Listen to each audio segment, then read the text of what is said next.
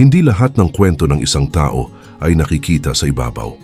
Minsan, ang mga pinakaimportanteng bahagi ng buhay ay yung mga hindi napapansin, yung tahimik, yung hindi ipinagyayabang, yung hindi viral. At kung akala mo kilala mo na si Eman Bacosa Pacquiao, anak ng isa sa pinakasikat na pangalan sa mundo ng boxing, maghanda ka. Dahil sa likod ng apelyidong dala niya, may isang kwento na hindi pa naririnig ng karamihan. Isang kwento ng pressure, paghahanap ng sariling pagkakakilanlan at isang tahimik na laban na hindi nakikita sa kamera. Ito ang 10 bagay na hindi pa nila alam kay Eman Bacosa Pacquiao. Pero bago tayo magpatuloy, baka pwedeng pa-like ng video at mag-subscribe sa aking channel. Maraming salamat po. Unang bagay, hindi niya pinili ang apelyido niya pero araw-araw niya itong pinapasan. Simula pagkabata, hindi na siya basta Eman lang. May kasunod agad, Pacquiao, isang pangalan na may bigat. Isang pangalan na may kasamang expectation. Habang ang ibang bata malayang naglalaro, si Eman tahimik na inuunawa kung bakit iba ang tingin ng tao sa kanya. Hindi siya pwedeng magkamali ng basta-basta. Hindi siya pwedeng maging ordinaryo. Dahil sa mata ng mundo, hindi siya anak. Isa siyang representasyon. At doon nagsimula ang unang laban niya. Hindi sa ring, kundi sa sarili niya. Pangalawang bagay, may mga pagkakataong gusto niyang maging normal lang. Hindi niya ito laging sinasabi, pero may mga gabi na naiisip niya, paano kaya kung hindi ako Pacquiao? Paano kung pwede siyang maglakad sa kalsada nang walang tumitingin? Paano kung pwede siyang magkamali nang walang humuhusga? Paano kung pwede siyang mangarap nang walang pressure? Pero ang realidad, hindi ganun ang buhay niya. Kaya imbes na takasan, unti-unti niyang tinanggap. Hindi para sumuko, kundi para gawing lakas. Pangatlong bagay, hindi agad siya nahulog sa boxing. Akala ng marami, automatic na. Anak ng alamat, kaya boxer din. Pero ang totoo, hindi agad yun ang gusto niya. May panahon na nagduda siya kung yun ba talaga ang landas niya o pinipilit lang siya ng pangalan na dala niya. Hindi siya agad sumabak, hindi siya agad naniwala.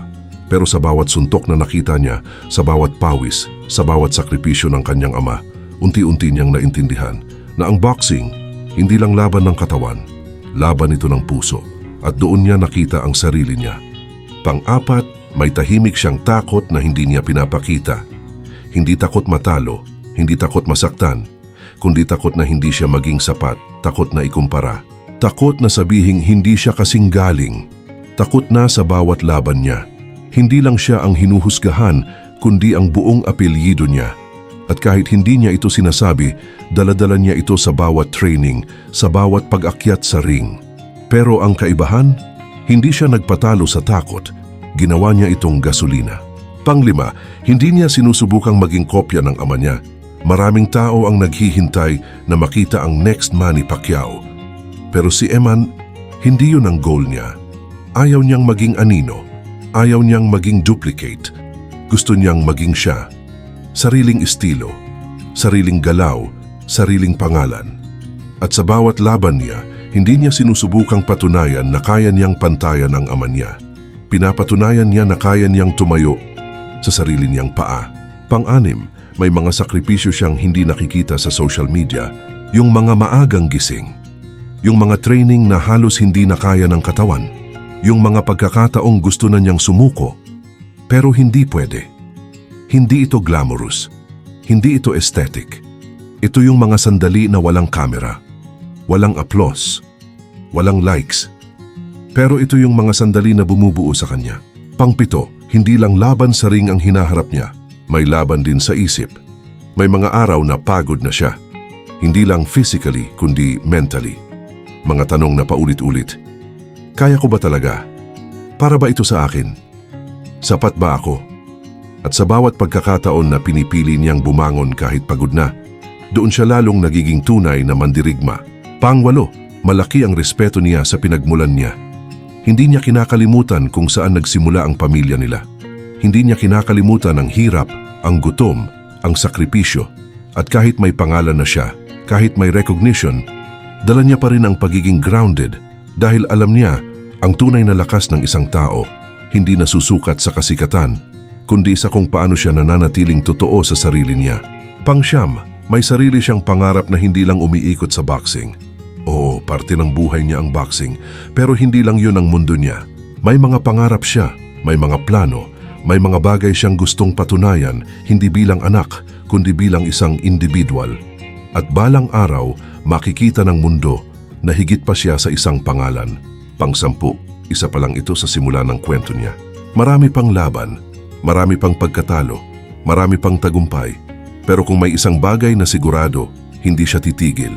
Dahil ang kwento niya, hindi tungkol sa pagiging anak ng alamat. Ito ay tungkol sa pagiging sarili niyang alamat. At sa dulo, hindi mahalaga kung gaano kalaki ang pangalan na dala mo. Ang mahalaga, kung paano mo ito ginagamit para bumuo ng sarili mong kwento. Si Eman Bacosa Pacquiao, hindi lang isang apelyido. Isa siyang paalala na kahit gaano kabigat ang expectations, may kapangyarihan kang piliin kung sino ka magiging. At minsan, ang pinakamalakas na laban ay yung laban na hindi nakikita ng iba. Pero pinipili mong ipanalo araw-araw. Pero ang hindi alam ng karamihan, ang pagiging malakas ay hindi ibig sabihin na wala kang pinagdadaanan. May mga araw na kahit gaano ka katatag, may mga sandaling gusto mo ring huminga, gusto mo ring tumigil, gusto mo ring maging tao lang, hindi simbolo, hindi pangalan, hindi inaasahan. At si Eman, naranasan niya yun. May mga pagkakataon na sa gitna ng katahimikan, doon siya mas napapagod. Hindi dahil sa suntok, hindi dahil sa training, kundi dahil sa bigat ng mga bagay na hindi niya masabi.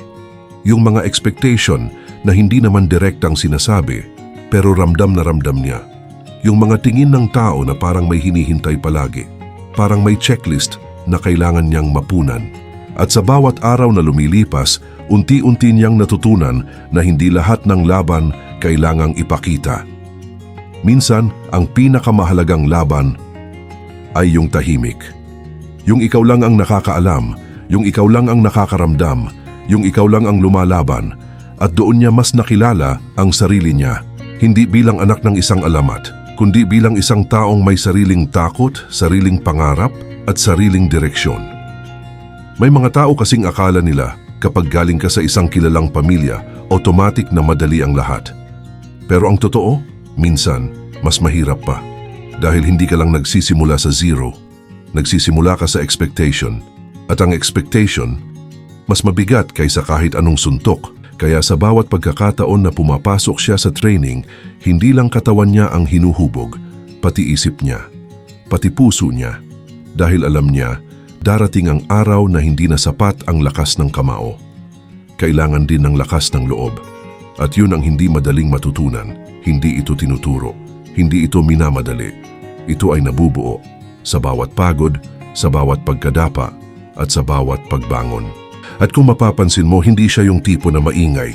Hindi siya yung laging nasa spotlight. Hindi siya yung laging nagpapakita. At siguro, yun ang isa sa pinaka-espesyal sa kanya. Tahimik pero totoo. Simple pero malalim. At sa mundo ngayon na puno ng ingay, minsan yung mga tahimik, sila pa yung may pinakamalakas na kwento. Dahil hindi nila kailangang sumigaw para marinig.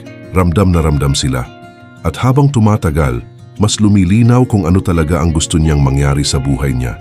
Hindi para patunayan sa iba, kundi para patunayan sa sarili niya na kaya niya. Na sapat siya, na may sarili siyang lugar sa mundong ito. Hindi bilang anak ng kung sino, kundi bilang siya. At sa bawat hakbang niya, dala niya ang lahat ng natutunan niya.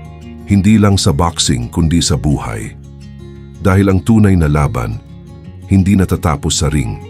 Nagpapatuloy ito kahit bumaba ka na. Sa mga desisyon, sa mga pangarap, sa mga pagkakataon na kailangan mong piliin kung susuko ka ba o lalaban pa.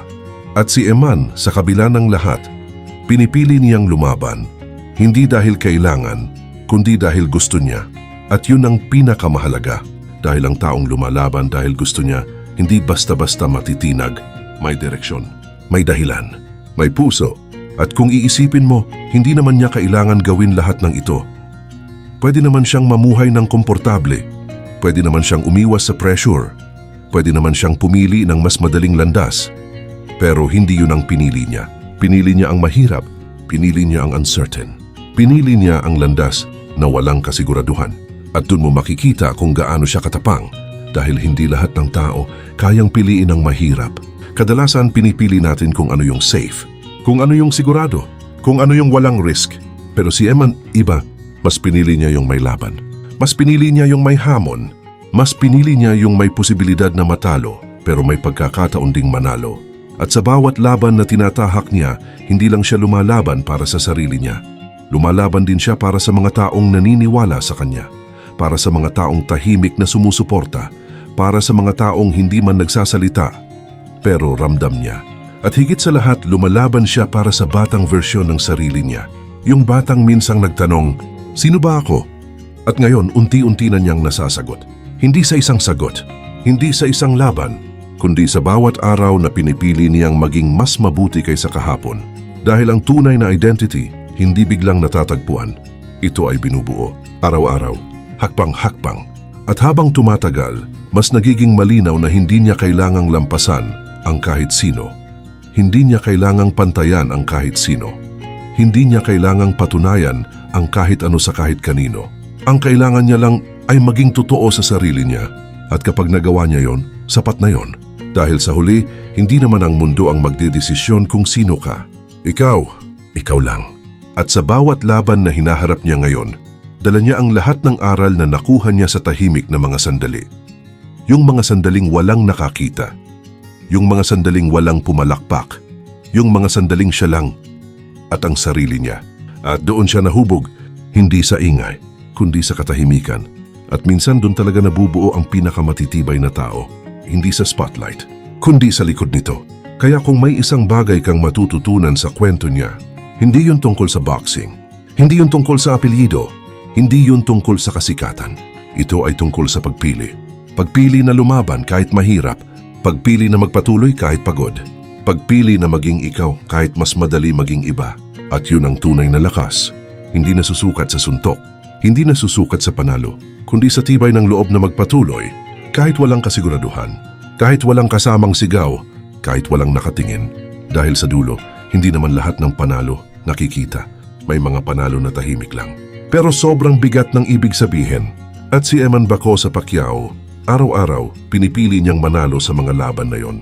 Hindi man ito napapansin ng karamihan, hindi man ito napag-uusapan, pero totoo. At habang patuloy ang kwento niya, isang bagay ang sigurado, hindi pa ito ang peak. Hindi pa ito ang pinakamataas. Hindi pa ito ang pinakamalakas na bersyon niya. Dahil nasa proseso pa siya.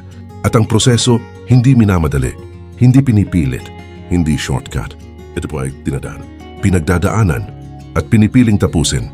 Kaya kung sakaling dumating ang araw na makita mo siyang muli, mas malakas, mas buo, mas sigurado sa sarili, tandaan mo, hindi yun nangyari overnight. Hindi yun dahil sa pangalan niya. Hindi yun dahil sa expectation. Nangyari yun dahil sa lahat ng tahimik na laban na pinili niyang harapin. At sa lahat ng pagkakataon na pwede siyang sumuko, pero hindi niya ginawa. Dahil sa huli, ang tunay na sukatan ng isang tao, hindi kung saan siya nanggaling, kundi kung paano niya pinili ang landas na tatahakin niya. At si Eman, pinili niyang maging higit pa sa inaasahan. Pinili niyang maging higit pa sa apelyido. Pinili niyang maging sarili niya. At yun ang kwento na hindi kayang tapatan ng kahit anong titulo. Hindi kayang pantayan ng kahit anong hype dahil ito ay totoo. At ang mga kwentong totoo, sila ang tumatagal. Sila ang tumitimo. Sila ang hindi basta nakakalimutan.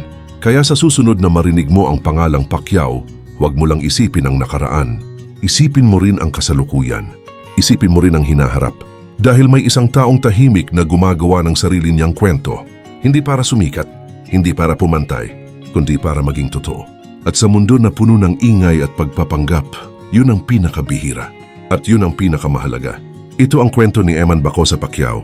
Hindi pa tapos, hindi pa buo, pero patuloy na sinusulat, araw-araw, sa bawat laban, sa bawat desisyon, sa bawat paghinga. At kung may isang bagay na pwede nating matutunan sa kanya, hindi mo kailangang maging perpekto para magsimula. Hindi mo kailangang maging handa para lumaban. Ang kailangan mo lang ay lakas ng loob na harapin kung sino ka at tapang na piliin kung sino ang gusto mong maging. Dahil sa huli, ikaw ang may hawak ng kwento mo. At tulad ni Eman, pwede mo itong gawing isang alamat. Kung nagustuhan mo ang ganitong kwento, baka pwedeng palike ng video at mag-subscribe sa aking channel. Maraming salamat po.